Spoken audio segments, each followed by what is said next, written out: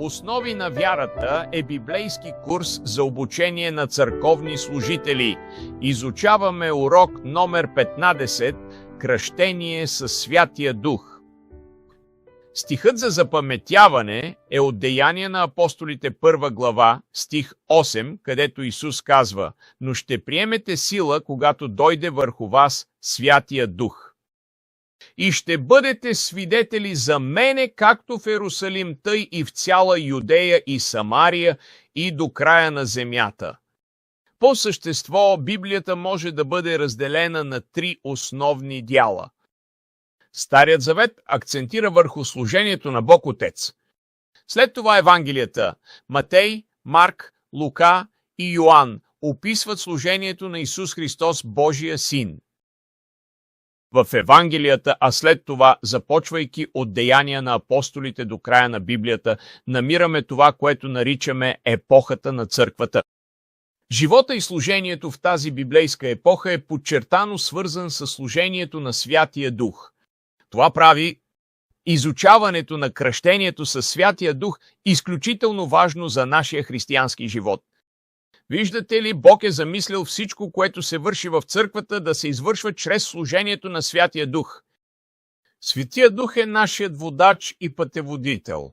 Святия Дух ни дава сила. Без Него няма да имаме успешен християнски живот, такъв какъвто Бог е възнамерявал да имаме. Стих 28 от 2 глава на книга Йоил е много ключов стих в Библията. Това е стихът, който апостол Петър цитира в деня на Петдесятница, Деяния на апостолите, 2 глава. В този стих казва Бог: „В последните дни ще излея от духа си на всяка твар, и синовете ви и дъщерите ви ще пророкуват, юношите ви ще виждат видения, и старците ви ще сънуват сънища.“ Това пророчество описва времето на църквата. Пророкува за времето, когато Святия Дух ще бъде излян върху всички вярващи по целия свят. Сега нека отговоря на този въпрос. Каква е личността на Светия Дух? Това е много сериозен въпрос. И така, личността на Светия Дух. Трябва да отбележим, че Светия Дух е личност, не е само въздействие. Той не е просто влияние. Той не е някаква безлична сила. Той е личност. В Словото Исус използва лични местоимения, за да представи Светия Дух. Говори за Святия Дух като за отделна личност. Ето какво има в предвид Исус за него.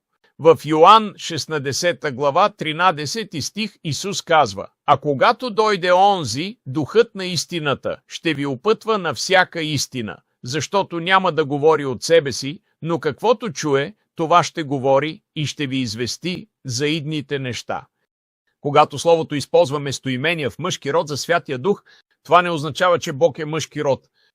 Бог не е нито мъж, нито жена. Той е много повече. Той е създал и двата пола по свой образ. Мъжката и женската същност само са бледоподобие на Божията личност. Личните местоимения акцентират върху личността на Бог. Бог не е просто някакъв мистичен дух. Той е личност. Нека ви покажа някои от чертите на неговата личност. И това ще ви помогне да разберете за какво говоря. Първата е знанието. Ето един добър библейски стих за това. В 1 Коринтияни, 2 глава, 11 стих се казва: „Защото кой човек знае какво има у човека, освен духът на човека, който е в него? С други думи, никой не те познава така, както ти сам се познаваш. Така и никой не знае какво има у Бога, освен Божия дух.“ Ето защо хората могат да учат за Бог, но няма да го опознаят, освен ако не са преживели личността на Светия Дух чрез кръщението. Ето още едно свойство на Святия Дух – воля. Той има избор. Първо, Коринтяни, 12 глава, 11 стих казва: „А всичко това се върши от един и същи дух, говорейки за Светия Дух, който разделя на всеки по-отделно, както му е угодно, по волята му.“ Сега той говори за дарбите на Светия Дух и казва, че ние не ги избираме. Това не е нещо, което просто е оставено на нас да изберем. Не, Святия Дух е този, който ги избира. Святия Дух избира този дар да действа чрез този човек и онзи дар чрез друг човек. И това той прави според волята си. Така се изявява волята на Святия Дух. Друго качество на личността на Святия Дух е умът на Духа. Умът. Римляни 8 глава 27 стих казва: а този, който изпитва сърцата, знае какъв е умът на Духа. Умът на Духа, защото той ходатайства за светиите по Божията воля. Това, което се казва тук, е, че понякога дори не знаем като вярващи как трябва да се молим. Но Святия Дух се моли чрез нас, според Божията воля, защото той знае какъв е Божият ум. Друго свойство на Святия Дух е любов. Това е красив атрибут. Всъщност, това е едно от описанията на Бог Отец. Бог е любов. В Римляни 15:30 Павел казва: а моля ви се, братя, заради нашия Господ Исус Христос и заради любовта, която е плод на Духа. Той говори за Святия Дух. Да ме придружавате в усърдна молитва към Бога за мен. Чрез любовта на Светия Дух той ви дава свръхестествена способност да обичате дори онези, които са необични. Друго качество на Светия Дух – неговата интелигентност. Бог е висш и недостижим разум. Никой няма толкова мъдрост, колкото Бог. Стих 20 на книга Неемия 9 глава казва: и ти им даде благия си дух, за да ги вразумява. Бог е гений. И ако се научим да го слушаме, той може да ни даде отлични съвети за решенията, които трябва да вземем. Друго качество на Святия Дух като личност е способността му да скърби. Апостол Павел пише в Ефесяни 4 глава 30 стих: не наскърбявайте Святия Божий Дух. Не знам какво означава това за вас, но за мен лично това е много отрезвяваща мисъл. И това ме кара да изследвам сърцето си, да изследвам мотивите си и да кажа: о, Боже, моля те, помогни ми да не правя нищо, което ще те оскърби, което ще ти причини тъга. Това не е добро нещо. И така, това са качества на Светия Дух, за това как той действа в живота ни и изявява своята личност. Сега нека отговоря на друг въпрос. Нека да поговорим за библейските символи на Святия Дух. Има много, но ще избера само 5 от библейските символи, които се използват най-често. Библейските символи се използват, за да опишат различни начини, по които Святия Дух действа в живота ни. Бог използва естествените неща, за да ни помогне да разберем свръхестествените. Той показва нещо, което познаваме, за да ни опише как нещо, което не познаваме от духовния свят, действа в живота ни. Ето го първия. Огъня е много често срещан символ на Святия Дух. В Евангелие по Матей, 3 глава, 11 стих, Йоан Кръстител, преди да кръсти Исус във вода, казва: аз ви кръщавам с вода за покаяние, но онзи, който иде след мене, е по-силен от мене, комуто не съм достоен да понеса обувките му. Той ще ви кръсти със Святия Дух и с огън. Обърнете внимание на това. Не само със Светия Дух, но и с огън. Огънят говори за страстта, за онова, което гори вътре в нас. Божият огън, това е често използвано описание на Святия Дух, което се среща отново и отново в Библията. И той символизира един от начините, по който Светия Дух действа в живота ни. Харесва ми това изявление: не е огън, ако не гори. Това е самата истина. Ето още един атрибут, или по-скоро друг символ на Светия Дух – вятърът. Вятърът отново не е вятър, ако не духа, ако няма живот в него и не се движи. В Деяния на апостолите, 2 глава, в стих 2, се говори за учениците, които са събрани в горницата, за да се молят, и внезапно стана шум от небето, като в ученето на силен вятър, и изпълни цялата къща, където седяха. Това е често срещан символ, който се използва в Библията за Светия Дух – вятърът. И ако не се движи, не духа, това не е вятър, приятелю. Ето още един от символите на Светия Дух – водата. Да, това е отличен символ за Светия Дух. В Йоан 7 глава стих 38 Исус говори за идването на Светия Дух и навлизането му в епохата на църквата, епохата на Светия Дух. Исус казва: който вярва в мене, реки от жива вода ще потекат отвътре му, както рече Писанието. Той продължава: а това каза за Духа, когато вярващите в него щяха да приемат, защото Святия Дух още не бе даден. И така, това е още един символ на Светия Дух – водата. Друг символ е маслото или мирото. Това е често използван символ отново и отново и именно поради тази причина служителите помазват хората със свято миро, защото то е символ на помазанието на Светия Дух. Добър библейски стих за това е в Псалм 89, стих 20. Намерих слугата си Давид със святото си миро го помазах. Помазах го. И отново, има толкова много стихове, които използват този символ на маслото за Светия Дух. И накрая последния символ, който ще използвам, е гълъбът. Въпреки че има в Писанието много други, може да прочетете за гълъба като символ на Светия Дух. В Матей 3 глава, стих 16, когато Исус е бил кръстен от Йоан в река Йордан, се казва: и като се кръсти, Исус веднага излезе от водата. И ето, отвориха му се небесата. И видя Божия дух, че слизаше като гълъб и се спускаше върху него. Това е прекрасна картина. Това е красив символ на Светия Дух, който показва как Святия Дух действа в нашия живот. Сега ще говоря за още една област. Ще говоря за Святия Дух в живота на Исус. Очевидно е, че служението на Исус Христос е било служение, в което Святия Дух е действал с пълна сила. Ето първото, което ще спомена, и няма да чета всички тези писания.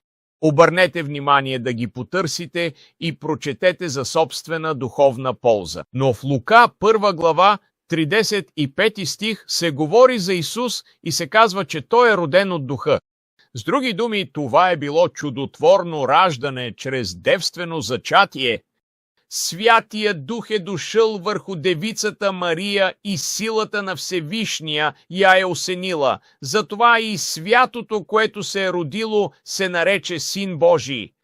Второ, Исус Христос е бил изпълнен със Святия Дух. Вижте в Йоан 3 глава 34 стих, където се казва, че е бил помазан със Святия Дух без мярка.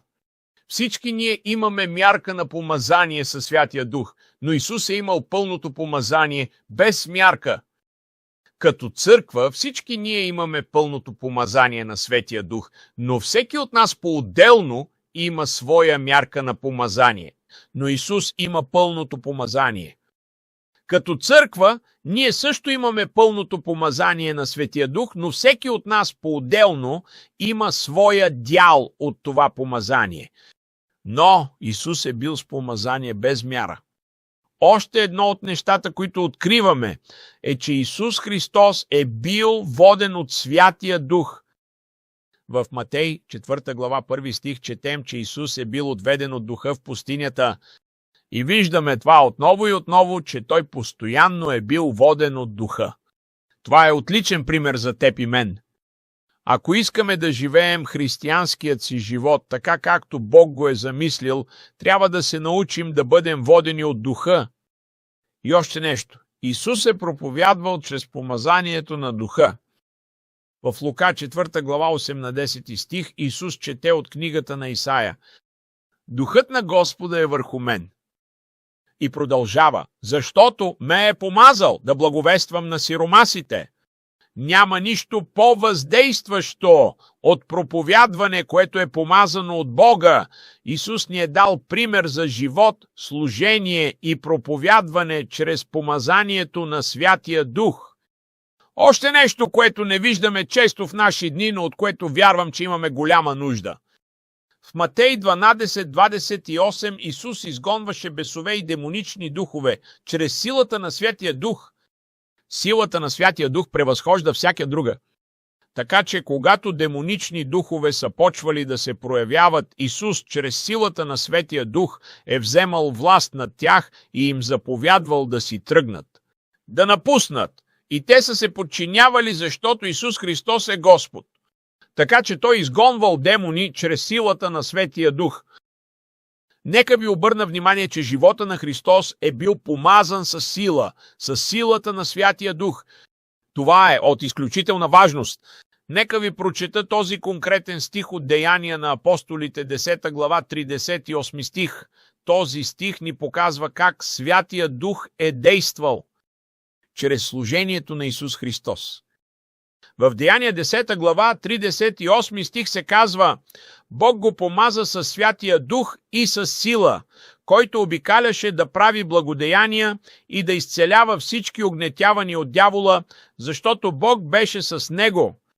Сега знам, че има хора, които ще кажат, понеже Исус е Божият син, затова е извършил чудесата, които е извършил. Но този стих не казва това. Не! Всъщност, според писанията, Исус се е самоограничил като човек. Той е дошъл и е заживял сред нас като човек.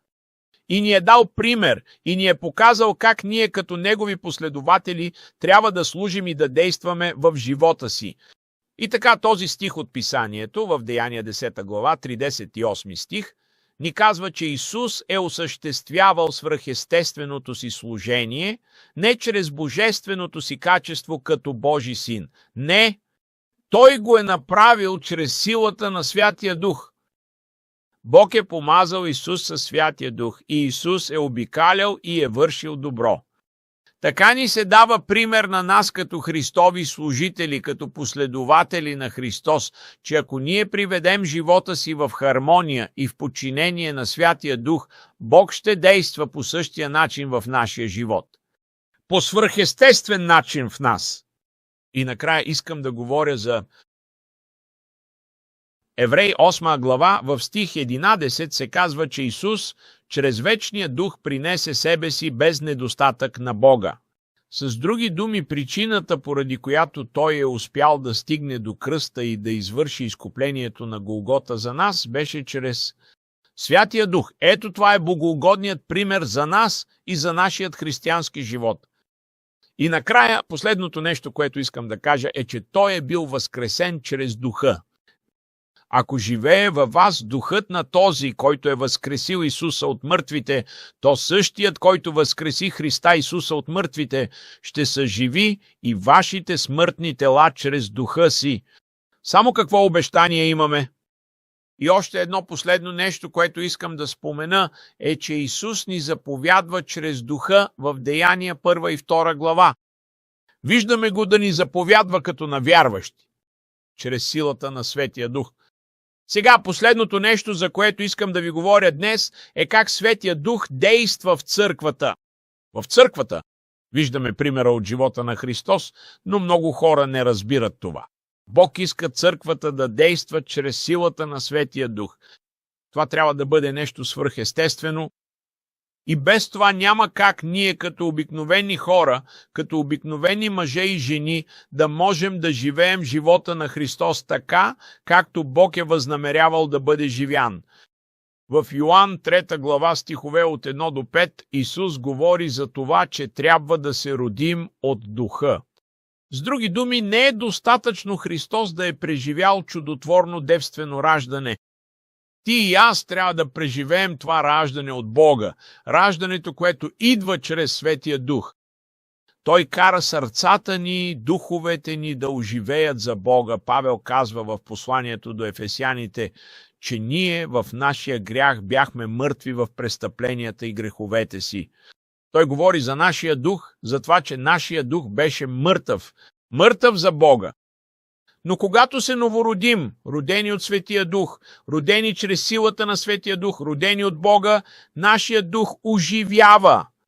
Второто нещо, което искам да спомена и върху което искам да се съсредоточим в този урок, е да бъдем кръстени чрез Светия Дух, кръстени в Светия Дух или кръстени от Светия Дух.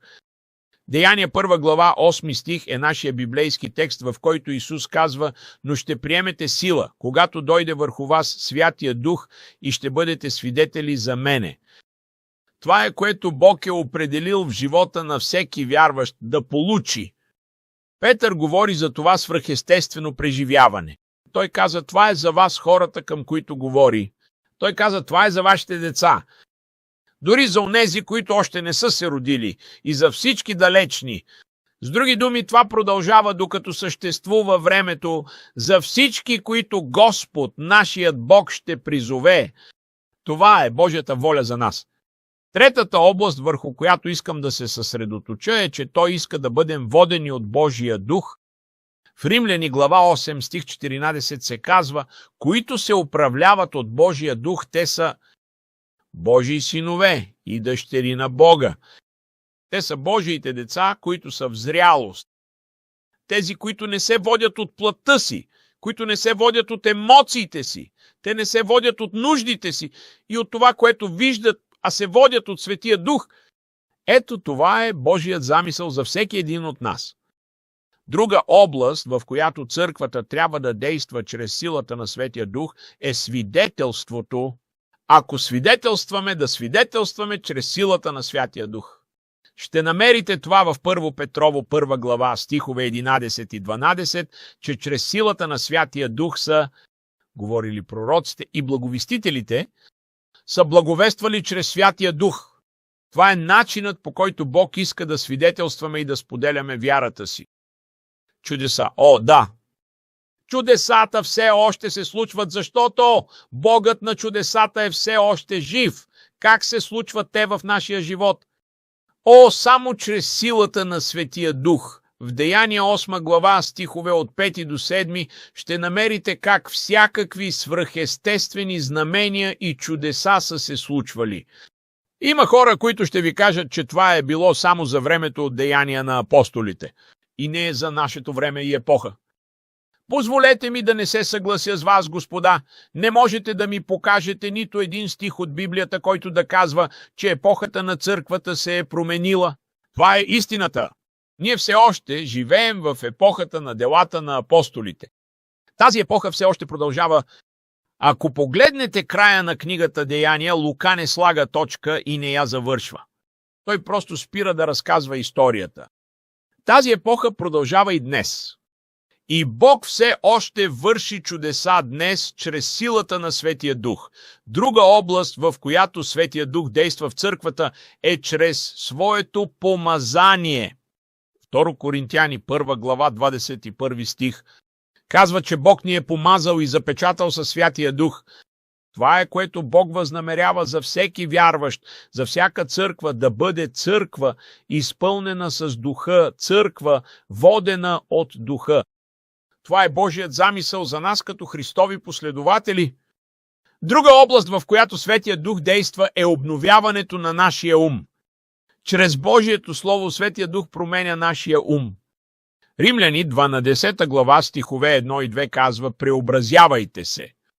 Това не е възможно по-човешки.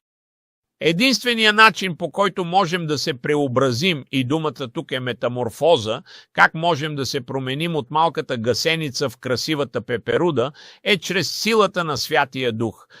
Той обновява нашия ум и ние се учим да мислим така, както Бог мисли. Ето още един от начините, по които Святия Дух се проявява в църквата чрез начина ни на живот. В Римляни 8 глава, стих 2 казва, че животворящия Дух ни освободи в Христа Исуса от закона на греха и на смъртта. Ние живеем над това благодарение на силата на Светия Дух. Друго от нещата, които прави Святия Дух, е, че ни дава мъдрост. Мъдрост. Добър пример за това има в Деяния на апостолите, глава 15, стихове 28 и 29. Ранната църква не знаеше какво да прави с проблема за обрязването, защото всички първи християни бяха евреи. Те смятаха, че и всички останали трябва да станат евреи, преди да могат да станат християни. Но чрез мъдростта на Светия Дух Бог им разкри отговора и им показа какво да направят в този труден проблем. Това е вярно и за нас днес, приятели. Сблъскваме се с много различни неща, с много различни предизвикателства и много пъти не знаем какво да правим. Но ако търсим Бога, търсим Светия Дух ще ни разкрие Писанието. Той ще ни разкрие тайни. Той ще ни даде свръхестествена мъдрост, за да можем да намерим решения на трудни проблеми. Това е само чрез силата на Светия Дух. Много мъже в Библията са правили това. Библията говори за Даниил, как той е можел да разрешава трудни въпроси, защото е бил помазан от Божия Дух. Това не е било достъпно само за Даниил, а е достъпно и за църквата днес. И всеки вярващ трябва да иска да получи това прекрасно кръщение със Светия Дух и да ходи в Духа. И когато получим кръщението със Святия Дух, ще живеем християнски живот, както Бог е възнамерявал да го живеем. Нека Бог ви помогне във вашето християнско пътуване да бъдете изпълнени и водени от Светия Дух.